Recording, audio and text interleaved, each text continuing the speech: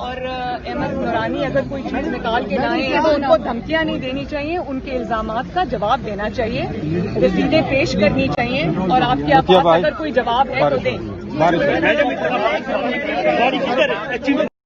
اور احمد نورانی سلیم باجوہ صاحب اگر فوج میں ہوتے تو فوج احتساب کرتی، لیکن اس وقت وہ دو سول عہدوں پر ہیں، ایک سی پیک، دوسرا معاون خصوصی با اطلاعات۔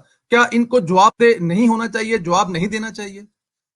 دیکھیے، میں سمجھتا ہوں کہ وہ احتساب سے بالا تر ہیں، چونکہ وہ عمران احمد نیازی کی کابینہ کا حصے ہیں۔ اس وقت ہم نے یہ دیکھا ہے کہ عمران احمد نیازی کے ساتھ چاہے آپ شوگر مافیا بن کے 300 ارب روپے جھاڑ لیں، چاہے آپ آٹا مافیا بن کے اربوں روپے جھاڑ لیں، چاہے آپ ادویات سکینڈل کے اندر اربوں روپے جھاڑ لیں، آپ بڑی سے بڑی کرپشن کر جائیں، اگر آپ عمران احمد نیازی کی چھتری کے نیچے کھڑے ہیں تو آپ کو ہر قسم کے احتساب سے ہر طرح کی پروٹیکشن حاصل ہے، کوئی آپ سے سوال نہیں پوچھ سکتا، لہذا اس پہ تسلی رکھیں، کوئی ان سے سوال نہیں پوچھا جائے گا۔ بالکل ٹھیک سر، مریم نواز کی طرف آتے ہیں۔ مریم نواز کو نیب پیشی کے لیے بلایا گیا، ان کی گاڑی پر پولیس کی جانب سے براہ راست پتھراؤ کیا گیا۔ بلٹ پروف گاڑی کا شیشہ ایک پتھر سے کیسے ٹوٹ سکتا ہے؟ اگر کوئی نقصان ہو جائے